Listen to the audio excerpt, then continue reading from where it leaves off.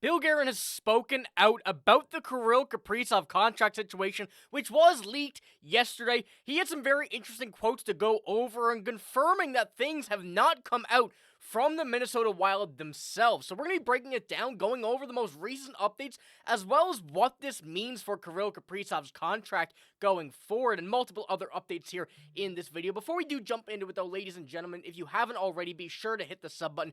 Join me here on the channel. We have a lot of Minnesota Wild stuff coming now with this very, very big twist happening just yesterday, and we have a lot of stuff that we're going to have to cover and go over the next couple weeks, so you won't want to miss it. And we also know that just over 90% of you guys watching right now have not done so already. So like I said, if you're looking for your Wild news, you're in the right spot. Be sure to join us here. But we have a lot to cover. I'm going to jump straight into Bill Guerin's first quote, which really solidifies the idea that I was going over in yesterday's video. So if you're new to this, you haven't seen all the updates, be sure to go back to yesterday's video, check that out, and come back to this one because this is an update with all of that. And Bill Guerin started out completely by just saying this: I know two things. That info didn't come from us, and it didn't come from Kirill's agent.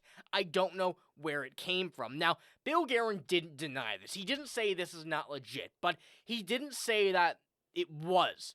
When you're looking at this contract, the update that we have, and what we got from Frank Cervalli, he's going to say that he declined an 8-year deal with a $16 million AAV. Currently, that's $2 million above the recent contract of Leon Draisaitl, and the current contract that is in status from last season is $4 million above that. So this wasn't immediately a massive jump in a contract, but the fact that this leaked somehow without having any specific sources, it is in question of where it come from. But Bill Guerin, having said this, really kind of throws a bit of confidence in my opinion once again, saying that this necessarily isn't fully true. There definitely was a contract offered, but whether it was this and whether they declined it straight up, like I said, we don't really know as well. It could be something to do with a clause in it, the term. There are lots of options here coming from this. Now, Bill Guerin also had another quote, kind of, reassuring Wild fans that things are still going to be going in the right direction. He said this: I don't want our market to go into an all-out panic mode here.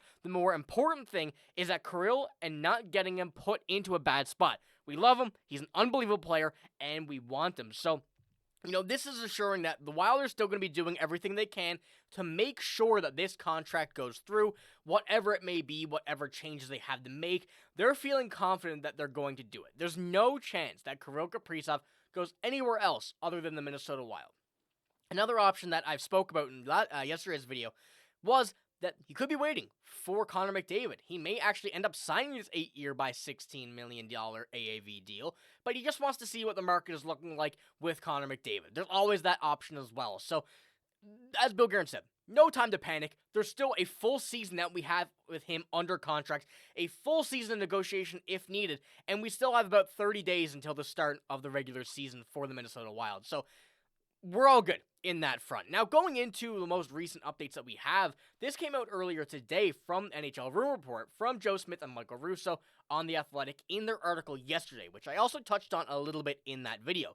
They said there's no way either side is happy this got out to the public eye. It's embarrassing for the Wild that people know Kaprizov hasn't accepted such a monster deal. And the big thing here to take away from this, once again, is that there was no way that we saw Joe Smith or Michael Russo really deny that this happened. So this is kind of another idea where Wild fans definitely didn't like the kind of outcome of this, where we see two of the most notable Wild reporters not deny it, come out, write an article about it, which also kind of comes out saying, hey, wherever this and however this got out, this is something that neither side is happy with. So there must have been something that happened from inside the Wild or completely made up. We know that Frank Cervalli is not always correct, which is a big thing as to why I didn't fully believe it at first, and still I'm not really 100% sure on it. But going out here and the fact that these two have continued to, touch on this in this instance, still in my mind at least kind of confirms that something is going down in this contract world. And we know that something was going to happen once he got back from Moscow. We've been hearing that Bill Guerin was saying that, once he gets back, that's when contract talks are going to start for us and really get down to it. So, assuming he only came back about, at most a week ago, things are still very early in negotiations. Now, this is what NHL Puck Report put out on Twitter. Minnesota Wild GM Bill Guerin declined to comment on the Kirill Kaprizov rejecting an 8-year, $16 million offer, asked if he could mean it was simply won't sign an extension or wants to negotiate a shorter-term deal instead.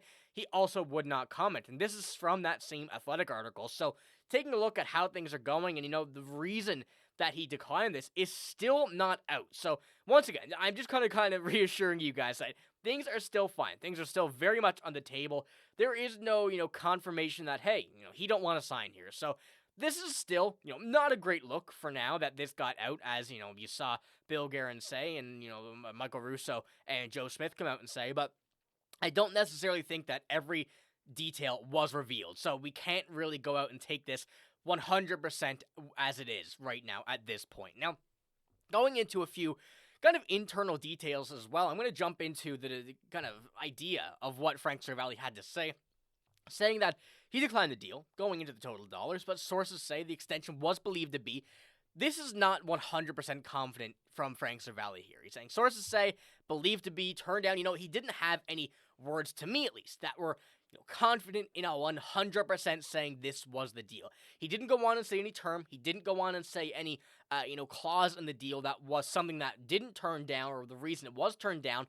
So there are some holes in this. Now, going in as well from Rob Reinhart, who tweeted this out yesterday when the deal from Frank Seravalli was announced. He said, Kirill Kaprizov's camp did not turn down an extension for 8 years, $128 million in a meeting with the Wild on Tuesday, per multiple sources. I'm told negotiations are ongoing and that no monetary value has been presented, nor has Kaprizov or his camp met with the Wild about a future contract.